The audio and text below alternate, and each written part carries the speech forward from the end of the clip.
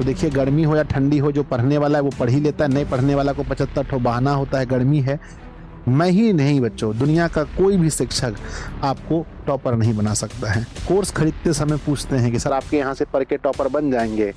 अगर आप मेहनत नहीं करेंगे तो जिंदगी में नहीं बन पाएंगे। तो 100% आप ठप्पा लगवा लीजिए हमसे, टॉपर नहीं बनेंगे। देखिए अगर आप टॉपर बनना चाहते हैं और टॉपर वाला हैबिट नहीं रखते हैं तो कैसे होगा? बहुत कुछ आप लोग देखते होंगे और ऐसे करते हुए आपका समय बीत जाएगा।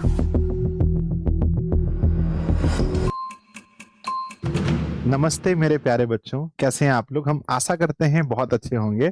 और बिहार के लाखों बच्चों को, जो 10th के बच्चे हैं, 12th के बच्चे हैं, इंतजार रहता है कि भाई संजय सर की वीडियो कब आएगी और वो हमें बताएंगे कि जून महीने से पढ़ के टॉपर कैसे बने।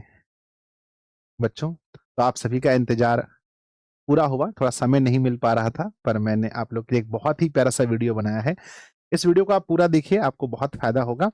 और हाँ, वीडियो तो हम पहले भी बनाए थे, इसके पहले मई से पढ़ के टॉपर कैसे बने, अप्रैल का भी बनाए होंगे शायद, आप लोग देखते हैं। उसमें से कुछ बच्चे ही उसको फॉलो करते हैं। तो मैं आप लोगों से हाथ जोड़कर विनती करूंगा कि अगर आप इस वीडियो को पूरा देखते हैं तो उसको फॉलो भी करिएगा बच्चों, ठीक है?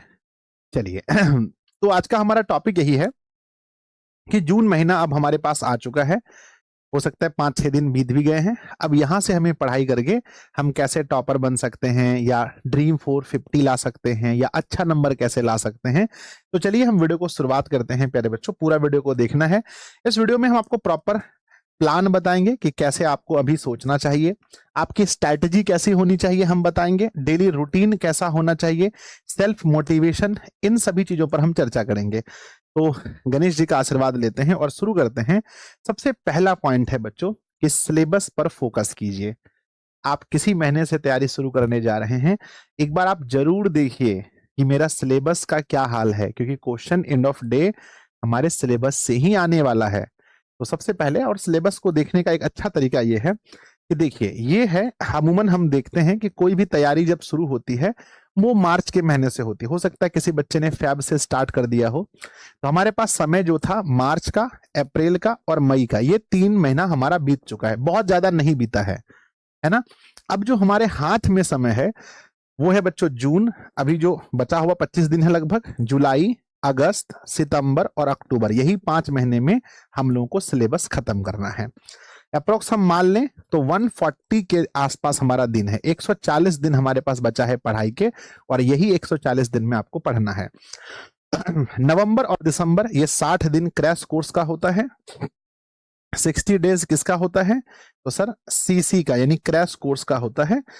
के बाद जनवरी और फरवरी, ये 2 महीना जो आप देख रहे हैं, 12th वालों के लिए सिर्फ जनवरी यानी 30 दिन है ना, 30 दिन मेरे बच्चे, और 10th वालों का लगभग 45 दिन जो होता है, ये होता है टाइम यूट्यूब पर रिवीजन का।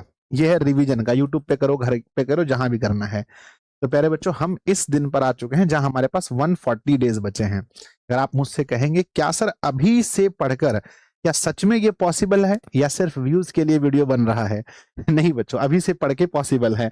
जब आप यहां आ जाओगे, लगभग यहां आ जाओगे, तो मैं कहूंगा फिर चांस कम होता जाता है। अभी पॉसिबल है, अभी आप मैनेज कर सकते हैं, बिकॉज आपके पास 140 दिन बचा है सिर्फ सिलेबस पढ़ने के लिए। क्रैश कोर्स को जोड़ दें तो 60 दिन, ये टोटल 200 हो जाता है। यहां जोड़ दें 30, तो अभी लगभग 230 दिन अपने पास है। क्यों नहीं हो सकता है? बिल्कुल हो सकता है ना? तो सबसे पहले हमें किस पर ध्यान देना है? नंबर 1 जो हमने पॉइंट बताया वो है बच्चों, अपने सिलेबस पर ध्यान दीजिए कि आपका सिलेबस कितना % कवर हुआ है। मेरे बच्चे, लगभग हर बच्चे का 25% सिलेबस, 20 से 25% सिलेबस अभी तक में कवर हो जाना चाहिए किसी भी हाल में, है ना? अगर आप लाइव क्लास देख रहे हैं, अगर आपका बैकलॉग है यानी क्लास छूटा हुआ है, तो उसको पूरा कीजिए। अगर कोई चैप्टर अच्छे से समझ नहीं आया है तो उसको फिर से पढ़िए। सिलेबस अपना बच्चों, वीडियो कोई छोड़िए मत। ऑफलाइन कोचिंग जा रहे हैं तो रेगुलर कोचिंग जाइए। अगर ऑनलाइन पढ़ रहे हैं, दिशा से ही पढ़ रहे हैं, तो डेली क्लास कीजिए, है ना? मतलब कि अपनी पढ़ाई पर हमेशा रेगुलर रहिए, अपना दिमाग लेकर चलिए किसी भी हाल में। अक्टूबर है ना, अक्टूबर लास्ट वीक तक, अक्टूबर के लास्ट वीक तक मेरे बच्चे आपका जो सिलेबस है वो कवर हो जाना चाहिए। ये अपने दिमाग में आपको लेकर चलना है, समझ गए? अगर टॉपर बनना है तो पहले आपको सिलेबस पूरा पढ़ना पड़ेगा। तो पहला आज मैंने सिलेबस का ही मंत्र दिया। सेकंड मंत्र मैं आपको देने वाला हूं मेरे बच्चे, वो मंत्र ये है, स्टडी टाइम को बढ़ाइए। अभी आपको लग रहा होगा भाई सोशल मीडिया पर अभी आपने देखा बहुत कुछ हुआ कॉकरोच पार्टी आई, पत्रकार जी ने कुछ कहा, इधर मामला उधर मामला, बहुत कुछ आप लोग देखते होंगे। और ऐसे करते हुए आपका समय बीत जाएगा और आप अपना समय मोबाइल फोन्स के एप्लीकेशन वगैरह में, यूट्यूब इंस्टाग्राम पर दे रहे हैं। वो सब छोड़िए, पढ़ाई का ना, पढ़ाई का टाइम बढ़ाइए। आपको लग रहा है कि भाई सब लोग, अगर मैं डिस्ट्रैक्ट हूं तो सब लोग डिस्ट्रैक्ट है, ऐसा नहीं है। सब लोग पढ़ रहे हैं। अपनी पढ़ाई का टाइम बढ़ाइए। मैं कैसे बताऊं आपका टाइम, मुझे समझ नहीं आ रहा है।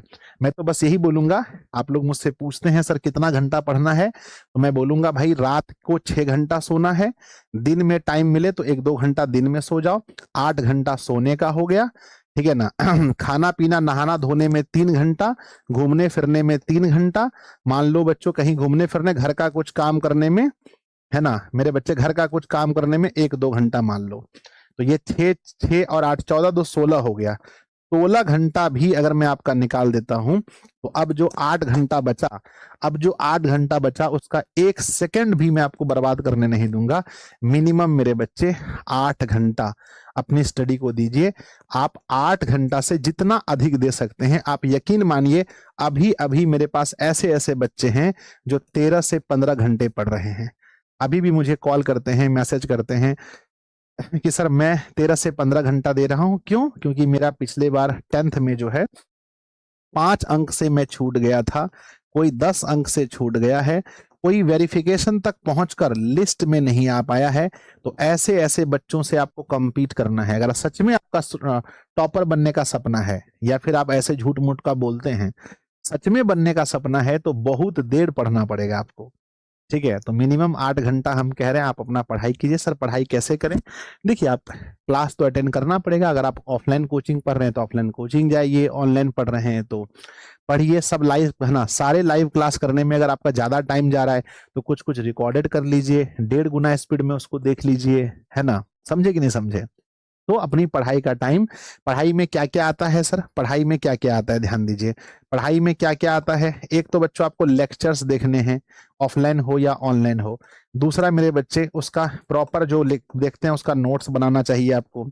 नंबर तीसरा, जो मैं शुरू से बोलता हूं, अगर जितने भी टॉपर हैं वो NCERT जो बुक होते थे उसको खुद से पढ़ते हैं, तो समय निकालकर लाइन बाय लाइन पढ़िए, क्योंकि वहां से ढेर सारे ऑब्जेक्टिव सवाल बनते हैं और टाइम टू टाइम पर रिवीजन वगैरह करना है, ये सब आता है पढ़ाई में।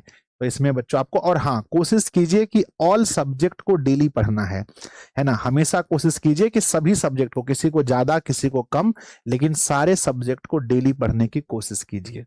तो ये दूसरा पॉइंट में हम बोले। तीसरा पॉइंट है बच्चों रिवीजन। देखो रिवीजन जो पॉइंट है, ये मैं कभी भी वीडियो बनाऊंगा तो मैं इस पॉइंट को बोलूंगा ही बोलूंगा, क्योंकि रिवीजन बहुत जरूरी है। मान लीजिए, क्योंकि मैं एक टीचर हूं, मैं समझता हूं, मान लो कि मैं 10th के बच्चों को मैंने पढ़ाया है बच्चों ट्रिगो चैप्टर, है ना। उसके बाद बच्चों हाइट एंड डिस्टेंस पढ़ाया है, उसके बाद रियल नंबर पढ़ा दिया है, ठीक है ना। 12th वाले कोई बच्चे मैथ के बच्चे होंगे, उसको बच्चों ITF पढ़ाया है, उसको मैट्रिक्स पढ़ा दिया है, उन्हें बच्चों डिटर्मिनेंट पढ़ा दिया है। अब क्या है कि यहाँ पर मैं अगला चैप्टर शुरू करूंगा, मान लो बहुपद पोलिनोमियल। यहाँ मैं अगला चैप्टर स्टार्ट करूंगा, मान लो बच्चों की वेक्टर स्टार्ट करने वाले हैं। तो ऐसे में क्या होता है कि टीचर तो पढ़ा करके यहां पहुंच गया, टीचर तो यहां पहुंच गया, लेकिन ना, और स्टूडेंट को क्या चाहिए? स्टूडेंट को चाहिए कि समय समय पर रिवीजन होता रहे। ट्रिगो में क्या पढ़ा था, हाइट एंड डिस्टेंस में क्या पढ़ा था, ITF में क्या पढ़ा है, मेरे बच्चे मैट्रिक्स में क्या पढ़ा है, ये रिवीजन आपको करना है। अब ये रिवीजन करने के अलग अलग तरीके हैं। या तो बच्चों एक क्या होता है कि एक एक क्वेश्चन को बैठ के बनाओ, है ना। एक दूसरा रिवीजन होता है। दूसरा रिवीजन में क्या है, एक कॉपी तो बना के रखे होंगे आप लोग, फेयर कॉपी टाइप का, ये मोटी ऐसी फेयर कॉपी टाइप का होगा आपका, फेयर हो या रफ हो, जो भी कॉपी हो, एक बार क्या करेंगे, बस इसके पेज को पलटा पलटा करके, पेज को पलटा